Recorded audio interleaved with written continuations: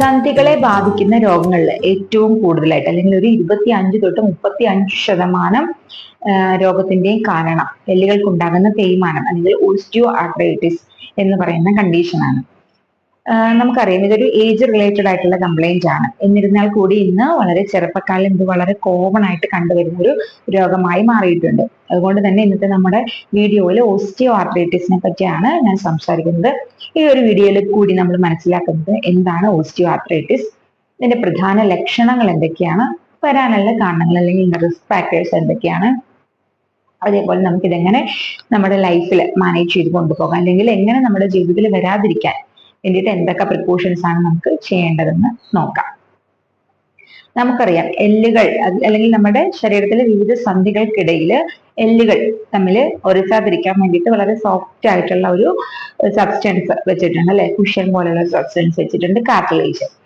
വളരെ കാലം കൊണ്ട് അല്ലെങ്കിൽ ഒരുപാട് ഈ സന്ധികൾക്ക് ഒരുപാട് യൂസ് ഉണ്ടാകുന്നതുകൊണ്ടോ അല്ലെങ്കിൽ മറ്റ് പല കാരണങ്ങൾ കൊണ്ട് നമ്മുടെ കാർട്ടിലേജസിന് ഡാമേജ് സംഭവിക്കാം. അങ്ങനെ ഡാമേജ് സംഭവിച്ചിട്ടുണ്ടെങ്കിൽ എല്ലുകൾ തമ്മിൽ നേരിട്ട് ഉരസാനും തന്മൂലം എല്ലുകൾക്ക് തേയ്മാനം സംഭവിക്കാനും കാരണമാകുന്നു. ഇതാണ് ഓസ്റ്റിയോ ആർത്രൈറ്റിസിന്റെ ഏറ്റവും ബേസിക് ആയിട്ടുള്ള ഒരു കാരണം എന്ന് പറയുന്നത്.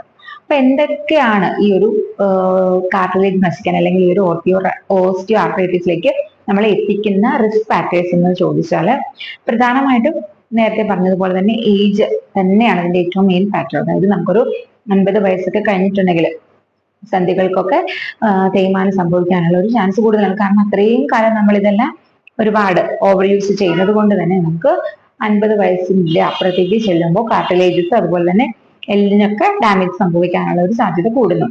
രണ്ടാമത്തെ ഒരു കാരണം പറയുന്നത് നമ്മുടെ ആ ഒരു സെക്സ് ആണ്. അതായത് പുരുഷന്മാരെ അപേക്ഷിച്ച് സ്ത്രീകൾക്ക് പ്രത്യേകിച്ച് മെനോപോസ് ഒക്കെ കഴിഞ്ഞു കഴിയുമ്പോൾ സ്ത്രീകൾക്ക് എല്ല് തേയ്മാനം വരാനുള്ള ഒരു സാധ്യത കൂടുതലായിട്ട് കാണുന്നു. പലപ്പോഴും മെൻസസ് ആയിക്കൊണ്ടിരിക്കുന്ന അല്ലെങ്കിൽ ഫെർട്ടിലിറ്റി പീരീഡിലുള്ള സ്ത്രീകളിൽ ഈസ്ട്രജൻ എന്ന് പറയുന്ന ഒരു ഹോർമോൺ ഉത്പാദിപ്പിക്കപ്പെടുന്നുണ്ട്. ഇത് പലപ്പോഴും നമ്മളുടെ എല്ലുകളെ പ്രൊട്ടക്ട് ചെയ്യുന്ന ഒരു ഹോർമോണാണ്. എന്നാൽ മെനപ്പോസ് കഴിയുന്നതോടുകൂടി ഈ ഒരു ഹോർമോണിന്റെ അളവ് നമ്മുടെ ശരീരത്തിൽ കണ്ടമാനം കുറയുന്നു. ഇത് എല്ലുകൾക്ക് പ്രൊട്ടക്ഷൻ കുറയാനുള്ള ഒരു കാരണമാകുന്നു. തന്മൂലം നമുക്ക് ഈ ഒരു എല്ല് തേയ്മാനം എന്ന് പറയുന്ന കണ്ടീഷൻ വരാനുള്ള സാധ്യത സ്ത്രീകൾക്ക്, മെനോപോസ് കഴിഞ്ഞ സ്ത്രീകൾക്ക് വരാൻ ചാൻസ് വളരെ കൂടുതലാണ്. പിന്നെ ഒരു കാരണം പറയുന്നത് നമ്മുടെ ഒബേസിറ്റി ആണ്. അമിതമായിട്ടുള്ള വണ്ണം പലപ്പോഴും നമ്മുടെ വെയിറ്റ് ബിയറിംഗ് ജോയിന്റ്സ് ആയിട്ടുള്ള കാൽമുട്ട് അതുപോലെ തന്നെ ഹിപ്പിന്, നട്ടലിന് ഒക്കെ തേയ്മാനം ഉണ്ടാക്കാനുള്ള ഒരു സാധ്യത കൂട്ടുന്നുണ്ട്. പിന്നീട് ഒരു കാരണം പറയുന്നത് ഈ ജോയിന്റ്സിന്റെ ഒക്കെ ഓവർ യൂസ് ആണ്. എക്സാമ്പിൾ പറയുകയാണെങ്കിൽ ഒരുപാട് ദൂരം നടക്കുന്നവർക്ക് കാൽമുട്ടിന് തേയ്മാനം വരാനുള്ള ഒരു ചാൻസ് കൂടുതലാണ്. അതുപോലെ തന്നെ ഒരുപാട് കുനിയുകയും നുരിയുകയും ഒക്കെ ജോലി ചെയ്യുന്നവർക്ക് നട്ടെല്ലിന്റെ അല്ലെങ്കിൽ നമ്മുടെ നടുവിന്റെ ഹിപ്പിന്റെ ഭാഗത്തൊക്കെയുള്ള അല്ലെങ്കിൽ നട്ടെല്ലിലൊക്കെയുള്ള ജോയിന്റിന് തേയ്മാനം പെട്ടെന്ന് വരാൻ സാധ്യതയുണ്ട്. അതുപോലെ തന്നെ സെഡൻഡറി ലൈഫ്, പിന്നെ കഴുത്ത് തൂക്കിയിട്ടിരുന്ന് ജോലി ചെയ്യുന്നവർ, പ്രത്യേകിച്ച് IT ഫീൽഡിലൊക്കെ ജോലി ചെയ്യുന്നവർക്ക് ഈ കഴുത്തിന്റെ ഭാഗത്തുള്ള ജോയിന്റിന് തേയ്മാനം വരുന്നതായിട്ട് കാണാറുണ്ട് പെട്ടെന്ന് തന്നെ. പിന്നെ നമ്മൾ കൈ ഓവറായിട്ട് യൂസ് ചെയ്യുന്നവർക്ക്, അതായത് വെയിറ്റ് ബിയർ ചെയ്യുന്നു അല്ലെങ്കിൽ ഒരുപാട് ചുമട് പൊക്കുകയും താക്കുകയും ഒക്കെ ചെയ്യുന്നവർക്ക് ഓവർ യൂസ് കാരണം ഷോൾഡർ ജോയിന്റിന്റെ തേയ്മാനം ഉണ്ടാകുന്നതായിട്ടൊക്കെ കാണാറുണ്ട്. പ്രധാനമായിട്ട് നമ്മുടെ ഈ ഒരു ഭാഗത്തൊക്കെ തന്നെയാണ് തേയ്മാനം ഉണ്ടാകുന്നത്. പിന്നീട് ഒരു കാരണം പറയുന്നത് എല്ലുകൾക്ക് ഉണ്ടാകുന്ന ഇഞ്ചുറീസ് ആണ്. എന്തെങ്കിലും ട്രോമാസ് അല്ലെങ്കിൽ ഇഞ്ചുറീസ്, അപകടം മൂലം നമുക്ക് എല്ലൊടിയുക അല്ലെങ്കിൽ ലിഗമെന്റ് ടിയർ ഉണ്ടാവുക പോലെയുള്ള കണ്ടീഷൻ റിക്കറന്റ് ആയിട്ട് സംഭവിക്കുന്നത് നമുക്ക് പലപ്പോഴും തേയ്മാനത്തിലേക്ക് കൊണ്ടുപോയി എത്തിക്കാറുണ്ട്. പിന്നെ നമുക്ക് കൺജനൈറ്റൽ ആയിട്ട് അല്ലെങ്കിൽ ജനിക്കുമ്പോൾ തന്നെ എല്ലുകൾക്ക് എന്തെങ്കിലും രോഗങ്ങൾ ഉള്ളവരാണെന്നുണ്ടെങ്കിൽ, അതുപോലെ തന്നെ ഡയബറ്റിസ്, ഹൈപ്പർതൈറോയിഡിസം അല്ലെങ്കിൽ തൈറോയ്ഡ് കംപ്ലൈൻസ് ഒക്കെ ഉള്ളവരാണ് എന്നുണ്ടെങ്കിലും ഈ ഒരു രോഗം വരാനുള്ള ചാൻസ് വളരെ കൂടുതലാണ്. അതേപോലെ പാരമ്പര്യം, നമുക്ക് നമ്മുടെ പേരൻസിനോ അല്ലെങ്കിൽ ഗ്രാൻഡ് പേരൻസിനോ ഏതെങ്കിലും തരത്തിലുള്ള ഒരു ആർത്രൈറ്റിസ് ഉണ്ടെന്നുണ്ടെങ്കിൽ നമുക്ക്, അല്ലെങ്കിൽ വാതരോഗം ഉണ്ടെന്നുണ്ടെങ്കിൽ നമുക്ക് ഓസ്റ്റിയോ ആർത്രൈറ്റിസ് വരാനുള്ള ചാൻസ് വളരെ കൂടുതലാണ്. അതേപോലെ തന്നെ നമുക്കും വേറെ എന്തെങ്കിലും എല്ല് സംബന്ധമായിട്ടുള്ള രോഗങ്ങൾ ഉണ്ടെങ്കിൽ നമുക്ക് പെട്ടെന്ന് ഓസ്റ്റിയോ ആർത്രൈറ്റിസിലേക്ക് എത്താനുള്ള ചാൻസ് വളരെ കൂടുതലാണ്. ഓസ്റ്റിയോ ആർത്രൈറ്റിസിന്റെ ക്യാരക്ടേഴ്സിൽ വരികയാണെങ്കിൽ ഇത് പ്രധാനമായിട്ടും അഫക്ട് ചെയ്യുന്നത് നമ്മുടെ കാൽമുട്ട്, വെയിറ്റ് ബിയർ ചെയ്യുന്ന കാൽമുട്ട്, അതുപോലെ തന്നെ ഹിപ്പ് ജോയിന്റ്, നമ്മുടെ ഇടുപ്പിന്റെ ഭാഗത്ത് വരുന്ന ആ ഒരു ജോയിന്റ്, നട്ടെല്ല്, അതുപോലെ തന്നെ ഷോൾഡർ ജോയിന്റ്, പിന്നെ പലപ്പോഴും നമ്മുടെ കൈമുട്ടില് ചിലർക്ക് വരാറുണ്ട്.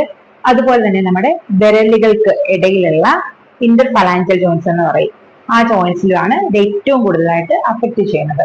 പലപ്പോഴും അഫക്റ്റഡ് പാർട്ടില് ഒരു ആയിരിക്കും ഇതിന്റെ ഏറ്റവും പ്രധാന ലക്ഷണം. വേദന പലപ്പോഴും കൂടുന്നത് നമ്മളൊരു റെസ്റ്റ് ചെയ്തതിന് ശേഷം ആദ്യമായിട്ട് നനക്കാൻ ശ്രമിക്കുമ്പോഴായിരിക്കും. ആ ഒരു വേദനയോടൊപ്പം നമുക്ക് ഒരു വല്ലായ്ക, ഒരു സ്റ്റിഫ്നെസ് അനുഭവപ്പെടും. അതായത് ഒരു വടി പോലെ ആയിരിക്കും, ഒരു വിറക് കമ്പ് പോലെ ആയിരിക്കുന്ന ഒരു അവസ്ഥയായിരിക്കും ഇതിന് പ്രധാനമായിട്ട് കാണുന്നത്. അതുകൊണ്ട് തന്നെ നമുക്കത് മൂവ് ചെയ്യാൻ നല്ല ബുദ്ധിമുട്ടായിരിക്കും. അതേപോലെ തന്നെ നമ്മൾ ബുദ്ധിമുട്ടി അത് മൂവ് ചെയ്ത് കഴിഞ്ഞിട്ടുണ്ടെങ്കിൽ ഒരു ക്രെപ്പിട്ട് സൗണ്ട് എന്ന് പറയും, അതായത് വിറകൊടിക്കുന്നത് പോലെ അല്ലെങ്കിൽ നമ്മൾ ഞൊട്ട വിടുന്നത് പോലെയുള്ള ഒരു സൗണ്ട് ഈ ജോയിന്റ്സിൽ നിന്ന് കേൾക്കുന്നതായിട്ട് കാണാറുണ്ട്. ഇതെല്ലാമാണ് ഇതിന്റെ പ്രധാന ലക്ഷണങ്ങൾ. പലപ്പോഴും രാവിലെയൊക്കെ എഴുന്നേൽക്കുന്ന സമയത്തായിരിക്കും, അല്ലെങ്കിൽ നമ്മൾ ഈ ഒരു ജോയിന്റ്സ് ഇളക്കി ജോലി ചെയ്യുന്ന സമയത്തായിരിക്കും ഈ ഒരു വേദന അധികരിച്ചു വരുന്നത്. കാൽമുട്ടിനുണ്ടാകുന്ന തേയ്മാനം പലപ്പോഴും കാലുകൾക്ക് ഡിഫോർമിറ്റി, അതായത് കാല് വളഞ്ഞു പോവുക പോലുള്ള പ്രശ്നങ്ങളിലേക്ക് കൊണ്ടുപോയി എത്തിക്കാറുണ്ട്. ഇത്തരത്തിൽ വേദന, ഇൻഫ്ലമേഷൻ, നീർക്കെട്ട്, അതിനോടൊപ്പം ചിലപ്പോൾ ഈ ഒരു അഫക്റ്റഡ് ഏരിയാസിൽ ചെറിയ നോഡ്സ് കൂടി കാണുന്നത് ഓസ്റ്റിയോ ആർത്രൈറ്റിസിന്റെ പ്രധാന ലക്ഷണങ്ങളിലൊന്നാണ്. ഇനി എങ്ങനെ ഈ ഓസ്റ്റിയോ ആർത്രൈറ്റിസ് തടയാമെന്ന് നോക്കിയാലോ? ഏറ്റവും പ്രധാനം റെഗുലർ എക്സസൈസ് ആണ്. ഡെയിലി ഒരു 20 തൊട്ട് 30 മിനിറ്റ് വരെ നമ്മുടെ ജോയിന്റ്സിനെല്ലാം മൂവ്മെന്റ് കിട്ടുന്ന രീതിയിലുള്ള എക്സസൈസ് ചെയ്യാൻ വേണ്ടിയിട്ട് ശ്രദ്ധിക്കുക. രണ്ടാമതായിട്ട് നമ്മുടെ ഭക്ഷണത്തിൽ ആന്റി ഇൻഫ്ലമേറ്ററി, ആന്റി ഓക്സിഡൻസ് ഒക്കെ ധാരാളം അടങ്ങിയ ഭക്ഷണ പദാർത്ഥങ്ങൾ ഉൾപ്പെടുത്താൻ വേണ്ടി ശ്രദ്ധിക്കുക.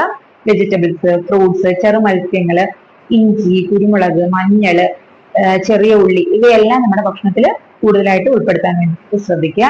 അതേപോലെ റെഡ് മീറ്റിന്റെ ഉപയോഗം പൂർണ്ണമായിട്ടും അല്ലെങ്കിൽ ഭാഗികമായിട്ടും ഒഴിവാക്കാൻ വേണ്ടിയിട്ട് ശ്രദ്ധിക്കുക. പകരം ചെറു മത്സ്യങ്ങളൊക്കെ നമ്മുടെ ഭക്ഷണത്തിൽ കൂടുതൽ ഉൾപ്പെടുത്താൻ വേണ്ടി ശ്രദ്ധിക്കുക. ഡെയിലി ഒരു മുട്ടയൊക്കെ കഴിക്കുന്നത് വളരെ നല്ലതായിരിക്കും. പലപ്പോഴും സെഡൻഡറി ലൈഫ്, ഒരുപാട് സമയം ഇരിക്കുന്ന ആ രീതിയിലുള്ള ആ ഒരു ലൈഫൊക്കെ ഒഴിവാക്കി ഇടയ്ക്കൊക്കെ ഒന്ന് എഴുന്നേറ്റ് നടക്കാനും ഒക്കെ വേണ്ടിയിട്ട് ശ്രദ്ധിക്കുക. അതേപോലെ തന്നെ നമ്മുടെ ശരീരത്തിന്റെ ഭാരം എപ്പോഴും ക്രമീകരിക്കാൻ വേണ്ടി, നമ്മുടെ ഹൈറ്റിന് ആനുപാതികമായിട്ട് ക്രമീകരിക്കാൻ വേണ്ടിയിട്ട് ശ്രദ്ധിക്കുക. ഈ ഒരു രീതിയിലൊക്കെ ശ്രദ്ധിക്കുകയാണെന്നുണ്ടെങ്കിൽ ഒരു പരിധി വരെ നമുക്ക് ഓസ്റ്റിയോ ആർത്രൈറ്റിസ് അല്ലെങ്കിൽ ഈ ഒരു എല്ല് തേയ്മാനം തടയാൻ വേണ്ടിയിട്ട് ശ്രദ്ധിക്കും. പിന്നെ നിങ്ങൾക്ക് ഇങ്ങനെ ഒരു രോഗമുള്ളവരാണെന്നുണ്ടെങ്കിൽ തീർച്ചയായിട്ടും അഫക്റ്റഡ് പാർട്സിൽ ഇളം ചൂടുള്ള വെള്ളത്തിൽ അല്ലെങ്കിൽ ഉപ്പിട്ട ചൂടുവെള്ളത്തിൽ ആവി പിടിക്കുന്നത് വേദനയും നീർക്കെട്ടും ഒക്കെ കുറയാൻ വേണ്ടിയിട്ട് ഒരുപാട് ഹെൽപ്ഫുൾ ആകാറുണ്ട്. അതേപോലെ തന്നെ ഭക്ഷണത്തിന്റെ കാര്യത്തിലും പിന്നെ നിങ്ങളുടെ ആരോഗ്യ കാര്യങ്ങൾ ശ്രദ്ധിക്കുക. ഒബേസിറ്റി പോലെയുള്ള പ്രശ്നങ്ങൾ തടയാൻ വേണ്ടിയിട്ട് ശ്രദ്ധിക്കുക. അഫക്റ്റഡ് പാർട്സിന് കൂടുതലായിട്ട് റെസ്റ്റ് കൊടുക്കാൻ വേണ്ടിയിട്ട് ശ്രദ്ധിക്കുക. അതേപോലെ അതിന് കൂടുതൽ സപ്പോർട്ട്സ് കൊടുക്കാൻ വേണ്ടിയിട്ട് ശ്രദ്ധിക്കുക. കാൽമുട്ടിനൊക്കെ വേദനയുള്ളവരാണെങ്കിൽ അല്ലെങ്കിൽ ഇത്തരത്തിൽ തേയ്മാനമുള്ളവരാണെന്നുണ്ടെങ്കിൽ നടക്കുമ്പോൾ വാക്കിംഗ് സ്റ്റിക്ക് പോലെയുള്ള അക്സസറീസ് ഉപയോഗിക്കാൻ വേണ്ടി ശ്രദ്ധിക്കുക. ഏത് ഭാഗത്താണോ തേയ്മാനം ഉള്ളത് അവിടെ ഡോക്ടറിന്റെ നിർദ്ദേശപ്രകാരമുള്ള സപ്പോർട്ടിങ് സാധനങ്ങൾ അല്ലെങ്കിൽ സപ്പോർട്ടിങ് അക്സസറീസ് ഉൾപ്പെടുത്താൻ വേണ്ടിയിട്ട് ശ്രദ്ധിക്കുക. അതേപോലെ നിങ്ങളുടെ വേദന അല്ലെങ്കിൽ നിങ്ങളുടെ ബുദ്ധിമുട്ടുകൾ എത്രയും പെട്ടെന്ന് നിങ്ങളുടെ ഡോക്ടറിനെ അറിയിക്കാനും വേണ്ട ചികിത്സ തേടാനും യാതൊരു കാരണവശാലും മടിക്കരുത്.